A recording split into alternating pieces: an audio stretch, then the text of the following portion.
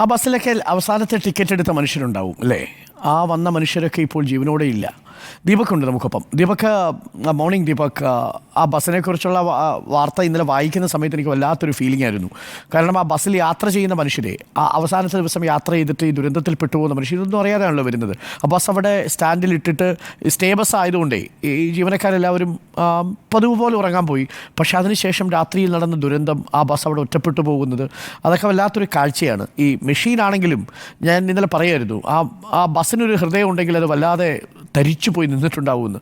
പക്ഷേ ആ ബസ്സിൻ്റെ കിടപ്പ് തന്നെ നോക്കൂ, അതൊരു വല്ലാത്തൊരു കാഴ്ചയായിരുന്നു ദീപക്. എനിക്ക് തോന്നുന്നു ആ കാഴ്ചകളൊക്കെ കാണുമ്പോൾ ദീപക്കിനൊരു ഭയങ്കര വിഷമം ഉണ്ടാവില്ലേ? കാരണം ബസ്സിൻ്റെയൊക്കെ കാഴ്ചയാണെങ്കിൽ പോലും ദീപക് അത് റിപ്പോർട്ട് ചെയ്യുമ്പോൾ വല്ലാത്തൊരു ഫീൽ ഉണ്ടായിരുന്നു ദീപക്.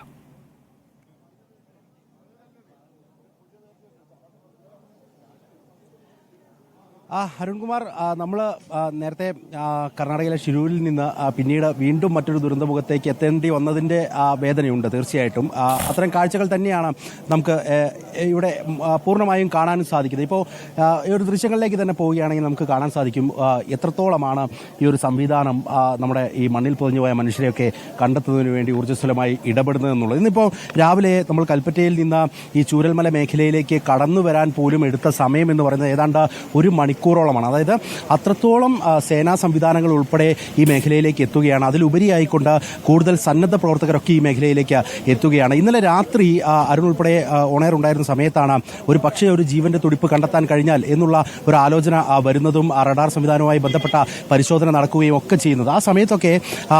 ആ സമയത്ത് പൂർണ്ണമായും ഇവിടെ നിന്ന് സേനാ വിഭാഗങ്ങളൊക്കെ പിൻവാങ്ങുന്ന സാഹചര്യം ഉണ്ടായിട്ടുണ്ട്. കാരണം വൈകിട്ട് 6 മണിയോടുകൂടി പറഞ്ഞല്ലോ ഇന്നത്തെ തെരച്ചിൽ ഏതാണ്ട് അവസാനിപ്പിക്കുകയാണ്. പിന്നീട് അത് തെരച്ചിൽ പുനരാരംഭിക്കാനുള്ള തീരുമാനം വരുന്നു. അതേ തുടർന്ന് കുറച്ച് ടീം മാത്രമാണ് അവിടെ ഉണ്ടായിരുന്നത്. പിന്നീട് സേനാ വിഭാഗങ്ങളൊക്കെ അവിടേക്ക് എത്തിച്ചേർന്നു. പക്ഷേ അതിനിടയ്ക്ക് എവിടെ നിന്നോ ഒരു മെസ്സേജ് വന്നു, അതായത് ഒരു 50 സന്നദ്ധ പ്രവർത്തകരുടെ ആവശ്യം ആ മേഖലയിലേക്ക് ഉണ്ട് എന്ന്.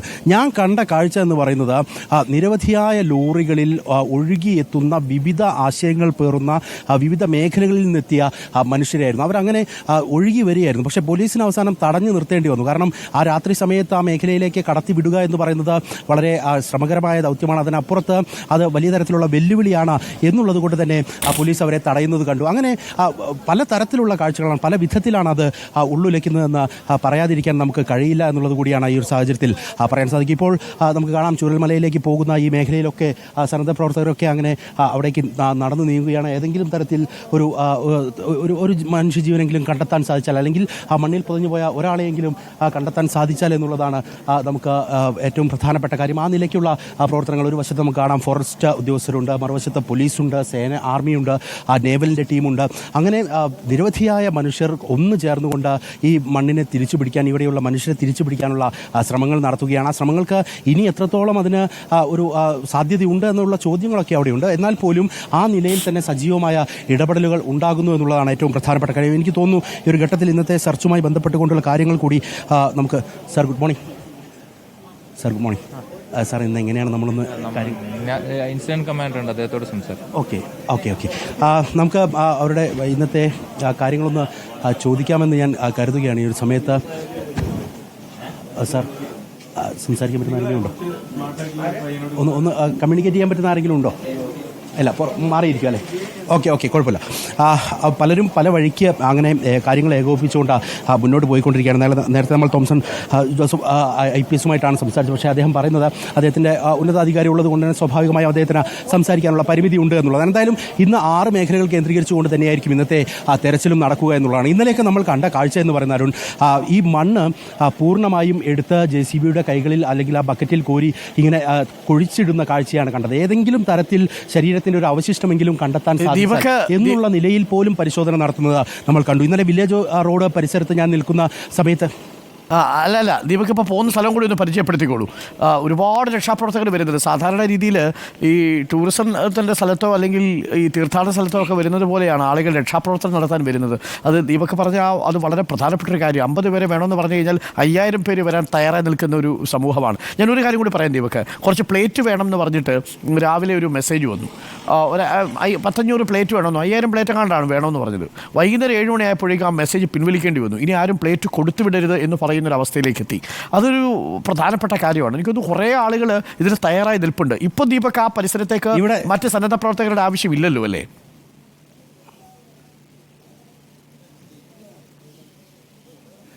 ഇല്ലായിരുന്നു. നമുക്ക് ദൃശ്യങ്ങളിൽ തന്നെ കാണാം, നിരവധിയായ മനുഷ്യർ ഇവിടേക്ക് എത്തിക്കൊണ്ടിരിക്കുക. ഇന്നലെ ഇപ്പോൾ അരുൺ ഈ പ്ലേറ്റിൻ്റെ കാര്യം പറഞ്ഞപ്പോഴാണ്, അതായത് ഈ ഒരു ഗേറ്റ് കണ്ടോ, ഇവിടെ നമ്മുടെ രണ്ടാമത്തെ ചെക്ക് പോസ്റ്റാണിത്. അത് വാഹനങ്ങൾ നിർത്തേണ്ടത് ഏതാണ്ട് 1.5 കിലോമീറ്റർ അകലെയാണ്.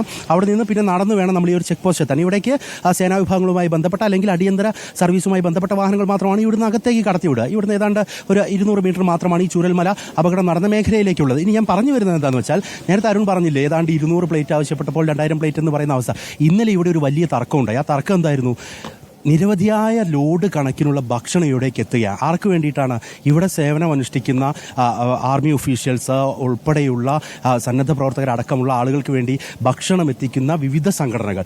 അവർ തമ്മിൽ അവസാനം അവർ തമ്മിലല്ല, ഇവിടുത്തെ സംവിധാനവുമായിട്ട് അവർ തർക്കിക്കുകയാണ്. ഞങ്ങൾക്ക് ഈ ഭക്ഷണം കൊടുക്കണമെന്നുള്ളതാണ് വാദം. പക്ഷേ റവന്യൂ ഡിപ്പാർട്ട്മെൻറ്റ് അതുമായി ബന്ധപ്പെട്ടുകൊണ്ട് കൃത്യമായ ക്രമീകരണം ഏർപ്പെടുത്തിയിട്ടുണ്ട്. അതുകൊണ്ട് തന്നെ അവർ പറഞ്ഞു അത് കളക്ഷൻ പോയിന്റിലേക്ക് എത്തിച്ചാൽ മതി എന്ന് പറഞ്ഞു. ഞാൻ പറഞ്ഞു വന്നത് ഇത്രമാത്രമാണ്. അതായത് ഈ മനുഷ്യരെ സംബന്ധിച്ച് അവരിങ്ങനെ ഇവിടേക്ക് ഒഴുകി എത്തുകയും ഈ ഒരു നാടിനൊപ്പം ചേർന്ന് നിൽക്കുകയും ഇവരുടെ വേദനയിൽ പങ്കുചേരുകയും ചെയ്യുന്നു എന്നുള്ളതാണ്. ഇത് മറ്റൊരിടത്ത് സാധ്യമാകുമോ എന്ന് ചോദിച്ചാൽ അക്ഷരാർത്ഥത്തിൽ 100% എനിക്ക് ഉറപ്പിച്ച് പറയാൻ പറ്റും, മറ്റെവിടെയും ഇത് സാധ്യമാവില്ല. ഇത് നമ്മുടെ കേരളത്തിൽ മാത്രമേ സാധ്യമാകൂ എന്നുള്ള ഒരു വാശിയോടുകൂടിയാണ് ആളുകൾ ഈ ഒരു മേഖലയിൽ പോലും ഇടപെടുന്നത്. അത് വേറൊരു അർത്ഥത്തിലല്ല, അത് മനുഷ്യരുമായി ചേർന്ന് നിൽക്കാനുള്ള വാശിയാണ്, അവരെ കൂട്ടിപ്പിടിക്കാനുള്ള വാശിയാണ് എന്ന് നമുക്കിവിടെ നിൽക്കുമ്പോൾ കൃത്യമായിട്ട് പറയാൻ സാധിക്കുന്നുണ്ട് എന്നുള്ളത് തന്നെയാണ്.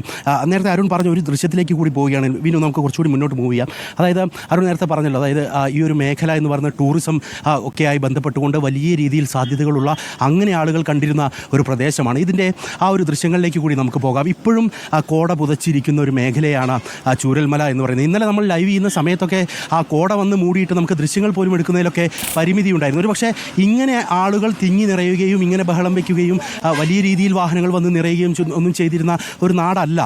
പക്ഷേ അതേസമയം തന്നെ കൂടുതൽ ആളുകൾ ഇവിടേക്ക് ഈ കാഴ്ചകളൊക്കെ ആസ്വദിക്കുന്നതിന് വേണ്ടി എത്തിയിട്ടുണ്ട് എന്ന കാര്യത്തിൽ തർക്കവുമില്ല. ഈ ഒരു മേഖലയുടെ മറുവശത്താണ് ആ ഉരുള് പൊട്ടിയിരിക്കുന്നത്. പക്ഷേ ഇപ്പോഴും കണ്ടോ, ഈ ഒരു കാഴ്ച എന്ന് പറയുന്നത് ആര് വന്നാലും എന്തൊക്കെ ദുരന്തം ഇവിടെ നടന്നെന്ന് പറഞ്ഞാലും ആളുകൾ വന്നു കഴിഞ്ഞാൽ അവർക്ക് ഏറ്റവും സുന്ദരമായ ഒരു കാഴ്ച സമ്മാനിക്കുന്ന ഇടം തന്നെയാണ് ചൂരൽമല, അതുപോലെ തന്നെ മുണ്ടക്കൈ എന്ന കാര്യത്തിൽ തർക്കമില്ല. പക്ഷേ ഇപ്പോഴത് വേദനകൾ മാത്രം സമ്മാനിക്കുന്ന ഒരു നാടായി മാറിയിട്ടുണ്ട്. ചൂരൽമല ഒരു മരണമലയായോ എന്ന് ചോദിച്ചാൽ അക്ഷരാർത്ഥത്തിൽ ആയി എന്ന് നമുക്ക് പറയേണ്ടി വരും. ആ മണ്ണ് അത്രത്തോളമാണ് കുമിഞ്ഞുകൂടിയിരിക്കുന്നത്. ഒരുപക്ഷെ ആ മനുഷ്യരെ മണ്ണിനകത്തുണ്ടെങ്കിൽ പോലും ആ പുതഞ്ഞു കിടക്കുന്ന അവരെ തിരികെ എത്തിക്കാൻ സാധിക്കുമോ എന്നുള്ള ചോദ്യത്തിന് കൃത്യമായ മറുപടി പറയാൻ കഴിയാത്ത സാഹചര്യമുണ്ട്. അത്രയേറെ ദുഷ്കരമാണ് രക്ഷാദൗത്യം എന്നുള്ളത് കൂടി നമുക്ക് പറയേണ്ടി വരും. എങ്കിൽ പോലും സജീവമായി ഇന്ന് 5ാം ദിനത്തിലേക്ക് എത്തിയപ്പോഴും ഈ ദൗത്യം തുടരുമെന്ന കാര്യത്തിൽ തർക്കവുമില്ലായിരുന്നു. ഓക്കെ ദീപക്, ഒരുപാട് പേര് ഹർഷ നസറിനെ പോലെയൊക്കെയുള്ള ഒരുപാട് പേര് ദീപകിൻ്റെ ഈ റിപ്പോർട്ടിങ് ഹൃദയത്തിൽ തട്ടുന്നു എന്ന് അഭിപ്രായപ്പെടുന്നുണ്ട്. തീർച്ചയായിട്ടും കൂടുതൽ വിവരങ്ങൾ പ്രേക്ഷകരിലേക്ക് എത്തിച്ചുകൊണ്ടിരിക്കുക. ആ സ്ഥലത്തിൻ്റെയും ഒപ്പം തന്നെ അവിടെ ജോലി ചെയ്യുന്ന ജീവനക്കാരുണ്ട്. ചില പ്രേക്ഷകരെങ്കിലും പറയുന്നു ഈ ജോലി ചെയ്യുന്ന ഉദ്യോഗസ്ഥരെ തടസ്സപ്പെടുത്താൻ പോയതല്ല ദീപക് സംസാരിച്ചത് വളരെ പൊളൈറ്റായിട്ടല്ലേ ചോദിച്ചത്. അങ്ങനെ എന്തെങ്കിലും ഇന്ന് പ്രതികരിക്കാനുണ്ടോ? എങ്ങനെയാണ് ഇന്ന് രക്ഷാപ്രവർത്തനത്തിൻ്റെ ഒരു രീതി? അത് തീർച്ചയായിട്ടും നമുക്ക് മന്ത്രിമാരിൽ നിന്നെടുക്കാം. എങ്കിലും പ്രാദേശികമായ ചില മുന്നറിയിപ്പുകളൊക്കെ ഉണ്ടാവും. ആ മുന്നറിയിപ്പ് ഉദ്യോഗസ്ഥർ നൽകേണ്ടത് മറ്റ് സന്നദ്ധ പ്രവർത്തകർ വരുന്നതിനും അവിടേക്കുള്ള ഒഴുക്ക് നിയന്ത്രിക്കുന്നതിനും ഒക്കെയാണ്. അതാണ് ദീപക് അന്വേഷിച്ചത്. ദീപകിൻ്റെ റിപ്പോർട്ടിങ്ങിനെ പറഞ്ഞതുകൊണ്ട് ദീപക് മലയമ്മ, മുഹമ്മദ് റഷീദ്, ദീപക് മലയമ്മ പാൻറ്റിൽ നല്ലവണ്ണം വെള്ളം കയറിയിട്ടുണ്ടെന്ന് ജലീൽ ചോദിക്കുന്നു. ജലീൽ ചോദിക്കുന്നു, ദീപകിൻ്റെ പാൻറ്റ് നല്ലവണ്ണം കയറ്റിയിട്ടുണ്ട്, റോഡിൽ ഇപ്പോഴും വെള്ളമുണ്ടോ എന്നൊരു സംശയം ചോദിക്കുന്നുണ്ട്.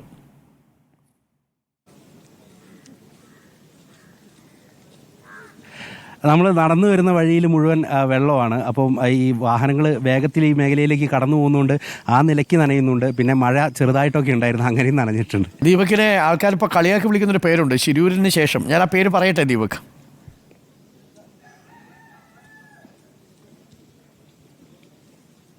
എന്താണ്? മലയണ്ണാൻ എന്നൊരു പേര് ദീപകിന് വീണിട്ടുണ്ട്. പ്രേക്ഷകർ സ്നേഹപൂർവ്വം നൽകിയ പേരാണ് കേട്ടോ. എല്ലാ സ്ഥലങ്ങളിലും വളരെ കൃത്യമായിട്ടെത്തി അത് വിവരിക്കുന്നത് കാണുമ്പോൾ പ്രേക്ഷകർക്ക് ഒരു ഫീലുണ്ട്. നമുക്കറിയാമല്ലോ ഈ അണ്ണാൻ കുഞ്ഞിനോടൊക്കെ തോന്നുന്നൊരു സ്നേഹമുണ്ടല്ലോ, ആ സ്നേഹമാണ് ദീപകിനോട്. ദീപക് എന്തായാലും മുകളിലേക്ക് പൊക്കോളൂ, നമുക്ക് അവിടെയുള്ള കാഴ്ചകൾ പ്രേക്ഷകരിലേക്ക് കൊടുക്കാം.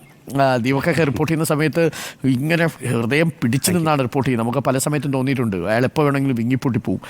ദീപക് അത്ര വൈകാരികമായിട്ടാണ് ഈ സ്ഥലങ്ങളിൽ പോകുന്നത്. ശിരൂർ പോയി റിപ്പോർട്ട് ചെയ്യുന്ന സമയത്തും പ്രേക്ഷകർ ശ്രദ്ധിച്ചിട്ടുണ്ടാവും. അവിടെയുള്ള കാഴ്ചകളാണെങ്കിലും ശരി, ഓരോ സ്ഥലങ്ങളും വിശദീകരിച്ച് ദീപക് തരുന്നത് നമ്മൾ കണ്ടു. ദീപക് പൊക്കോളൂ.